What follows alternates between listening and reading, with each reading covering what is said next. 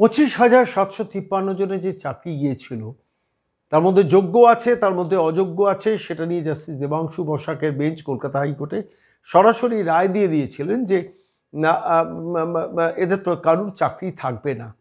শেষ পর্যন্ত এরই বিরুদ্ধে সরাসরি সুপ্রিম কোর্টের এক পক্ষ যায় এবং সেখানে এটাকে স্টে করানোর জন্য একটা অর্ডার নির্দেশ বার করে নিয়ে আসে। সেই 25,753, কেউ বলেন সেটা সংখ্যাটা প্রায় 26,000-এর কাছাকাছি। সেই 26,000-এর সংখ্যায় শেষ পর্যন্ত কি শুনানি হবে? এই শুনানি হওয়ার কথা ছিল জাস্টিস চন্দ্রচূড় যখন প্রধান বিচারপতি ছিলেন সেই সময়। প্রাথমিকভাবে স্টে, তার পরবর্তীকালে শুনানির দিকে তাকিয়েছিল সারা বাংলা।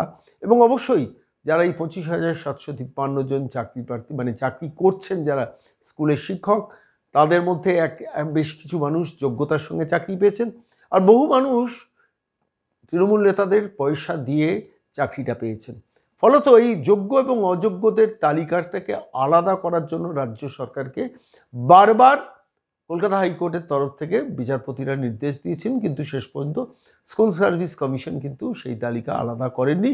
যোগ্য অযোগ্য সবারই চাকরি থাক, যারা জালিয়াতি করে চাকরি পেয়েছে, যারা পয়সা দিয়ে চাকরি পেয়েছে, যারা তৃণমূল নেতাদের ধরে চাকরি পেয়েছে, তাদের প্রত্যেকের চাকরি থাক, সেই লক্ষ্যে যোগ্য চাকরির প্রার্থীদের ভবিষ্যৎটাকেও ধ্বংসের পথে ঠেলে দেওয়া হয়েছিল।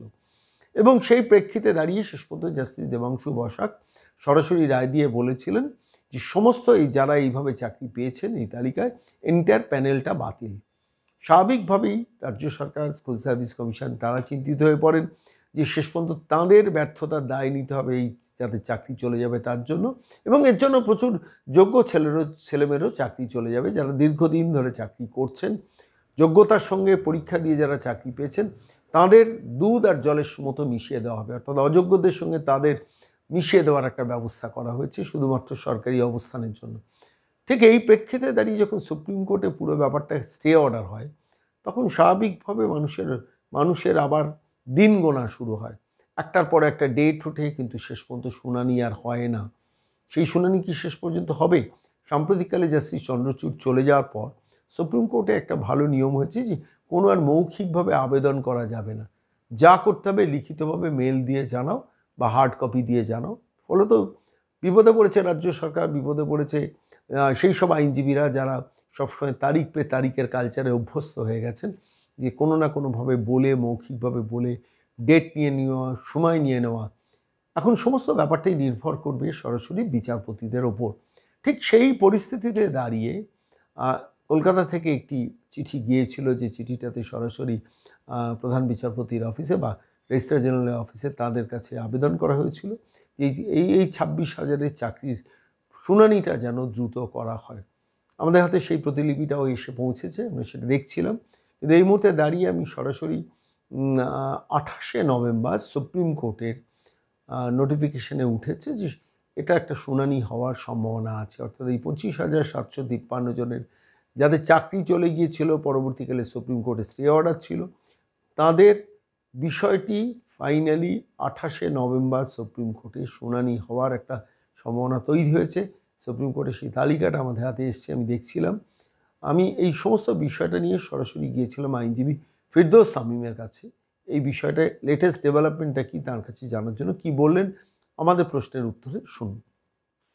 নমস্কার ফিরদৌস দা, সন্ময় বলছি। নমস্কার, বলুন। বলছি 28 তারিখ তাহলে এই 25,753 জন যাদের চাকরি জাস্টিস দেবাংশু বসাকের বেঞ্চ থেকে চলে গিয়েছিল এবং পরবর্তীকালে সুপ্রিম কোর্টে একটা স্টে অর্ডার ছিল, সেই প্রেক্ষিতে কলকাতা থেকে একটা চিঠি আবেদন করা হয়ে সুপ্রিম কোর্টের কাছ থেকে, আমি দেখছিলাম কপিটা আমার হাতে এসেছিল। তো তারপরে মানে তারপরেই আমরা দেখছি যে 28 তারিখ টেন্টেটিভ ডেট, অর্থাৎ যে ডেটটা মানে আলটিমেটলি এই শুনানি হতে পারে, সম্ভাবনা আছে কি? একদমই।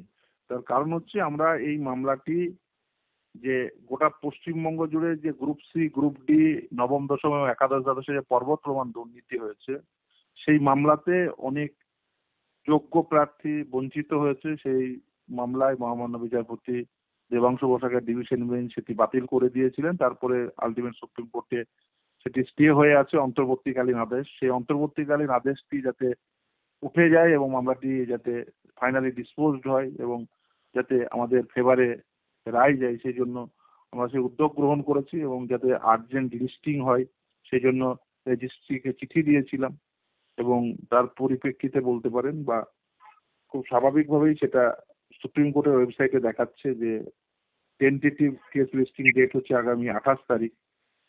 মহামান্য প্রধান বিচারপতি সঙ্গে মহামান্য বিচারপতি পারদিওয়ালা এবং মহামান্য বিচারপতি মনোজ মিশ্রের বেঞ্চে সেটা আগামী 28 তারিখ শুনানির সম্ভাবনা আছে। টেন্টেটিভ ডেট সেটাই দেখাচ্ছে, দেখা যাক। আশা করব সেই দিন শুনানি হবে বা তার পরবর্তী যে কোনো দিন শুনানি হতে পারে। অনেক ধন্যবাদ ফিরদৌস স্যার, অনেক ধন্যবাদ।